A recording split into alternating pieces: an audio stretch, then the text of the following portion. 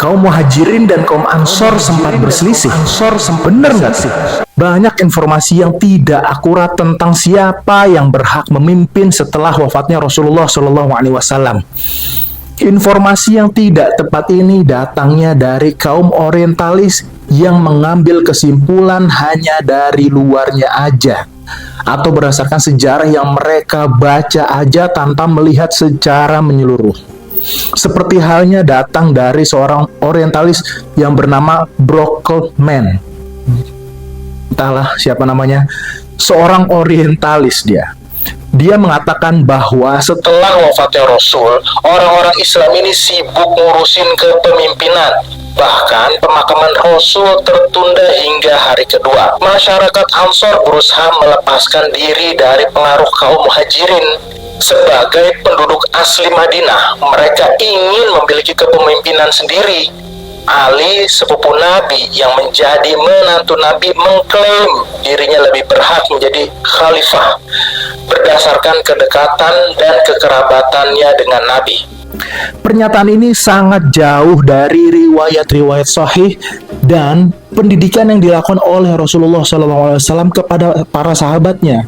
Oke, gua akan menjelaskan secara singkat dan sederhana, dan mungkin ada yang gua kurangin, ada yang gua tambahin sebagai bentuk cara gua menjelaskan dengan harapan mudah dimengerti. Setelah Rasulullah SAW wafat, estafet kepemimpinan dipegang oleh Sayyidina Abu Bakar. Yang perlu kita ketahui, perpindahan estafet ini tidak berjalan begitu aja, tidak berjalan mulus gampangannya lah. Dalam proses peralihan estafet, ada sedikit perbedaan pendapat di antara kaum muslimin, khususnya kaum Muhajirin dan kaum Ansor, yang mana bila dibiarkan akan menjadi perpecahan di antara umat Islam. Peristiwa yang akan gue sampaikan ini mungkin tidak menghenakkan hati kalian dan akan menimbulkan pertanyaan, kok bisa sih? Kok gini sih? Tapi harus kita pahami bahwa inilah yang terjadi. Banyak sekali ulama terdahulu yang sudah membantu kita nih, generasi kita sekarang, untuk memahami sejarah dalam karya-karya mereka. Dan kita harus menerimanya, memahaminya sebagai ilmu pengetahuan sejarah, yang mana perjalanan Islam yang panjang ini penuh dengan lika-liku.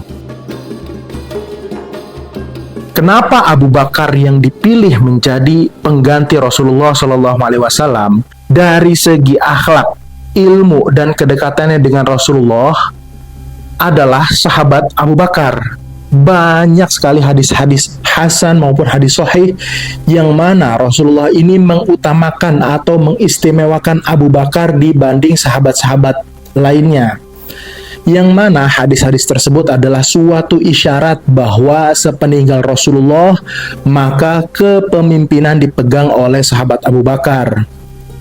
Ini beberapa contoh hadisnya. Hadis ini diriwayatkan dari Imam Bukhari. Sesungguhnya tidak ada seorang pun yang paling amanah di hadapanku, baik kepada dirinya maupun hartanya, melebihi Abu Bakar bin Abu Quhafah. Seandainya aku boleh mengambil kekasih dari umatku, tentulah aku ambil Abu Bakar sebagai kekasihku. Akan tetapi persaudaraan Islam lebih utama.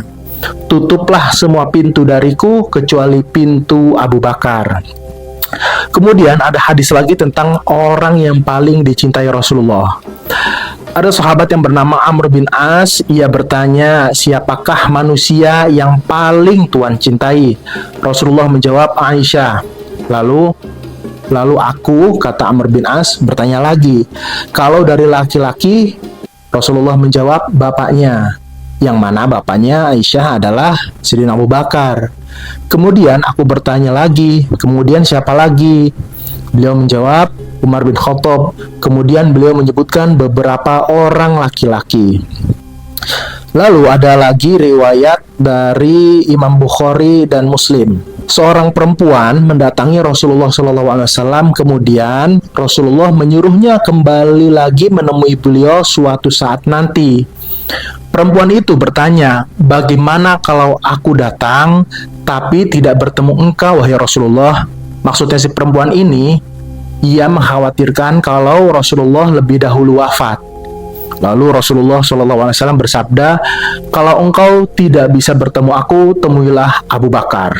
Masih berkaitan dengan hadis ini, Abu Asakir meriwayatkan dari Ibnu Abbas. Akan tetapi di kalimat akhirnya sedikit berbeda. Kurang lebih begini, temuilah Abu Bakar, sebab sesungguhnya ia adalah khalifah setelah aku. Nah, hadis itu semua menunjukkan bahwa Abu Bakarlah penerus atau pemimpin yang layak setelah Rasulullah SAW wafat. Suatu ketika, Sayyidina Umar selaku Amirul Mukminin atau Khalifah mendapat laporan dari sahabat Abdurrahman bin Auf saat musim haji, bahwa Abdurrahman bin Auf ini mendapat laporan dari seseorang yang mana seseorang tersebut mendengar ada orang lain yang berkata, kalau Amirul Mukminin wafat, saya akan membaiat si fulan. Mendengar hal ini, Umar bin Khattab ingin segera menyampaikan peringatan kepada orang yang mau mengambil alih wewenang. Tapi dicegah oleh sahabat Abdurrahman bin Auf, karena orang-orang yang datang di musim haji kebanyakan orang-orang yang bodoh. Maksudnya, orang-orang yang tidak cekatan dalam memahami perkataannya, tidak mudah mengingat perkataannya, dan tidak menempatkan pada tempat yang seharusnya atau semestinya. Perlu kita ketahui bahwa jumlah para sahabat itu banyak sekali. Jumlahnya ratusan ribu dan dari berbagai daerah. Hanya beberapa sahabat aja yang dekat dengan Rasulullah yang punya ilmu dan kemampuan di atas rata-rata sahabat lainnya. Jadi sahabat Abdurrahman ini khawatir kalau yang disampaikan Amirul Mukminin Sayyidina Umar bin Khattab hanya menjadi kabar burung aja, karena berpotensi kesimpang siuran informasi. Sahabat Abdurrahman bin Auf menyarankan untuk menyampaikan pidatonya saat ke Madinah di hadapan kalangan atau kaum Muhajirin dan kaum Ansor, karena kalangan Muhajirin dan Ansor ini dapat memahami perkataan Amirul Mukminin dengan baik dan bisa meletakkannya pada tempat yang semestinya. Sayyidina Umar pun setuju dengan sarannya. Saran ini diberikan karena mungkin kalangan Muhajirin dan Ansor dapat memahami konteks apa yang dibicarakan oleh Sayyidina Umar, jadi mudah dipahami dan bisa meletakkannya sesuai dengan tempatnya. Oke, lanjut. Sesampainya Sayyidina Umar di Madinah, Sayyidina Umar menaiki mimbar. Kemudian ada seseorang yang mengumumkan kepada masyarakat kalau Sayyidina Umar akan menyampaikan pidato. Setelah semuanya berkumpul, mula-mula Amirul Mukminin membuka dengan puji-pujian kepada Allah dan menegaskan bahwa barang siapa yang mencermatinya, paham, dan mengingatnya dengan baik, hendaklah menyampaikannya kemanapun dia pergi. Tapi barang siapa yang tidak paham dan tidak mengingatnya dengan baik, maka aku tidak akan mengizinkannya berbohong atas namaku. Kemudian Sayyidina Umar melanjutkan pidatonya yang melatar belakangi ia harus berpidato bahwa dirinya mendapat laporan kalau ada seseorang yang berkata kalau Umar wafat dia akan membaiat si fulan. Amirul Mukminin menyampaikan agar janganlah kalian mudah tertipu dengan perkataan seseorang yang mengatakan bahwa baiat yang dilakukan kepada Abu Bakar hanya sebuah kebetulan dan sekarang telah berakhir. Kalau memang begitu, Allah menutupi keburukan Abu Bakar. Maksudnya, saat Abu Bakar menjadi pemimpin, bukanlah kebetulan, melainkan sudah melalui proses musyawarah, dan memang itulah jalan Allah gitu ya. Nah, kalau kalian yang belum paham konteksnya, simak terus sampai habis, biar paham. Oke, lanjut ya. Amirul Mukminin melanjutkan pidatonya, bahwa kabar yang beredar di tengah-tengah kita adalah ketika Rasulullah SAW wafat, sahabat Ali, sahabat Zubair, dan beberapa sahabat lainnya yang terlambat membaiat karena masih sibuk di rumah Fatimah. Mereka tidak ikut serta bersama kami dan kaum Ansor juga menyelisihi kami.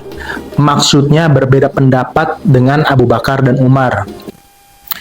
Saat itu aku berkata kepada Abu Bakar, mari kita temui sahabat-sahabat dari kalangan Ansor. Lalu kami bergegas menemui mereka. Yang mana saat itu posisinya kaum Muhajirin sepakat untuk membaiat Abu Bakar. Lalu Umar mengajaknya menemui kaum Ansor agar mereka juga membaiat. Di tengah perjalanan, kami bertemu dengan 2 orang laki-laki yang soleh yang ikut dalam perang Uhud.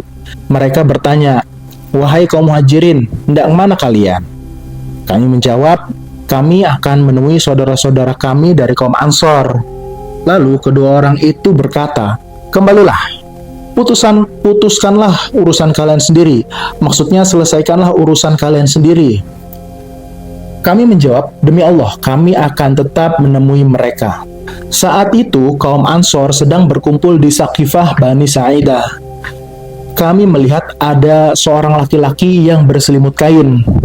Lalu maksudnya Sayyidina Umar bertanya, siapa orang ini? Mereka menjawab, Sa'ad bin Ubadah. Kenapa dia? Mereka menjawab, dia sedang sakit demam.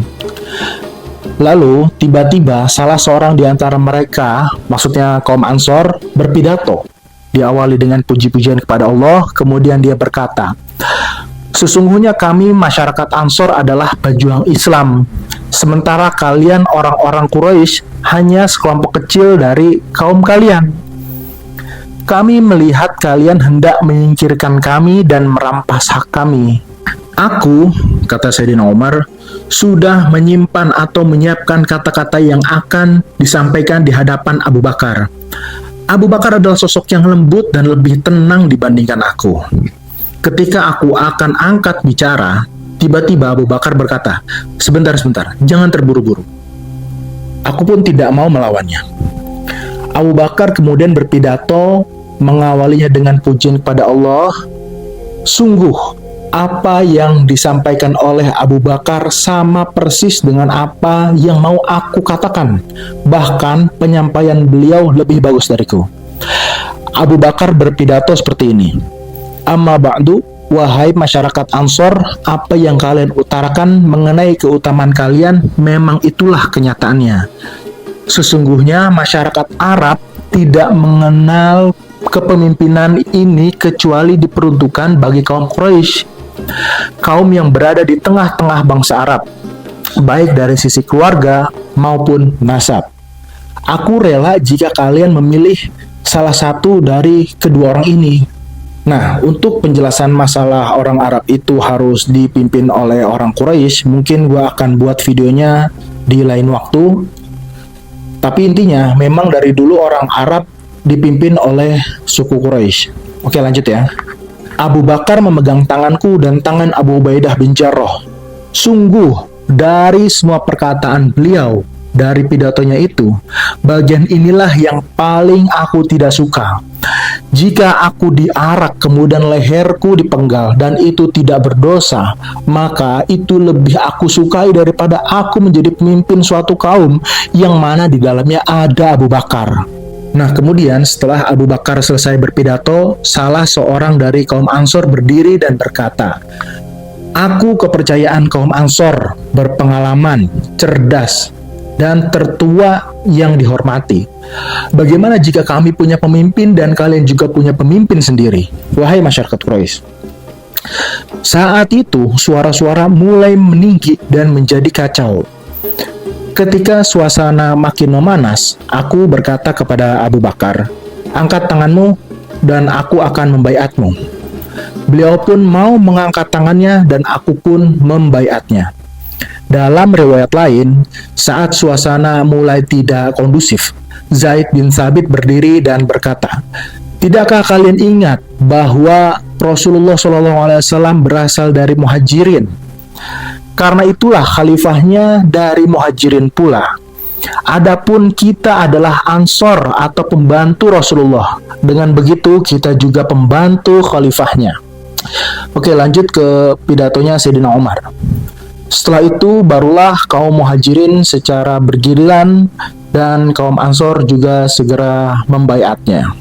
Setelah itu barulah kaum Muhajirin secara bergiliran membaiat Abu Bakar, kemudian kaum Ansor juga ikut membaiatnya. Demi Allah, tidak ada suatu pertemuan yang lebih penting daripada pembaiatan Abu Bakar. Kami sangat khawatir jika kami tinggalkan suatu kaum dalam keadaan belum membaiat, kemudian mereka membaiat seseorang semeninggal kami. Jika itu terjadi, maka yang terjadi selanjutnya adalah kami membaiat mereka. Padahal kami tidak menyetujui atau kami akan menentangnya, maka kerusakanlah yang akan terjadi. Barang siapa membaiat seseorang tanpa musyawarah kaum muslim, janganlah diikuti. Begitu juga orang yang dibaiatnya, karena dikhawatirkan keduanya terbunuh. Sebelum lanjut menjelaskan, kalian perlu dengar sisi cerita yang lain dari perkataan Ibnu Mas'ud. Kalian perlu tahu sisi cerita yang lain dari perkataan Ibnu Mas'ud. Setelah Rasulullah SAW wafat, orang-orang Ansor berkata, "Dari kami seorang pemimpin, dari kalian seorang pemimpin." Umar lalu mendatangi mereka dan mengatakan, "Saudara-saudara Ansor, tidaklah kalian tahu bahwa Rasulullah memerintahkan Abu Bakar untuk menjadi imam sholat pada saat beliau masih hidup? Lalu siapa di antara kalian yang merasa berhak untuk maju mendahului Abu Bakar?" Lalu orang-orang Ansor itu berkata, "Kami berlindung kepada Allah dari mendahului Abu Bakar." Buat kalian yang masih belum paham, gue coba jelaskan lagi. Pidatonya Sayyidina Umar adalah sebuah peringatan agar orang-orang tidak mudah terperdaya dari ucapan orang-orang yang mengatakan kalau pembaiatan Abu Bakar itu cuma kebetulan dan udah selesai. Orang-orang yang memperdaya itu merasa masih ada kesempatan untuk bisa menjadi khalifah setelah wafatnya Umar, yang mana menurut mereka ada sosok yang terbaik dan terlayak untuk menjadi pemimpin. Padahal Khalifah atau Amirul Mukminin Umar bin Khattab punya cara tersendiri untuk memilih Khalifah setelahnya. Perlu kalian tahu juga bahwa Sayyidina Umar bin Khattab menjadi Khalifah atas pilihan Sayyidina Abu Bakar, yang mana menjelang wafatnya beliau berwasiat untuk memilih Umar, di mana saat itu para sahabat juga banyak yang tahu dan merasa bahwa pilihan Abu Bakar adalah pilihan yang terbaik. Kesimpulannya begini, para kaum Ansor dan Muhajirin saling berselisih atau berbeda pendapat bukan karena haus kekuasaan, bukan juga karena fanatik kabilah, melainkan para sahabat itu berdialog, berdiskusi, bermusyawarah untuk memilih sosok yang paling baik, yang paling layak untuk dijadikan khalifah. Kalau memang situasi Ansor dan Muhajirin itu seperti yang dikatakan oleh para orientalis, gak mungkin dialog itu hanya dilakukan dalam sekali waktu dan hanya beberapa kalimat yang disampaikan sahabat Umar untuk mengingatkan kalangan Ansor bahwa Abu Bakarlah yang terbaik di antara kaum muslimin saat itu. Kalimat-kalimat yang menegaskan bahwa Sayyidina Abu Bakarlah yang layak, yang pantas. Dari situ kaum Ansor sadar bahwa memang kita semua ini tidak pantas untuk menjadi pemimpin kecuali Sayyidina Abu Bakar. Mohon maaf bila ada kesalahan, silahkan koreksi. Kalau ada yang kurang, silahkan ditambahkan. Tulis semuanya di kolom komentar. Terima kasih.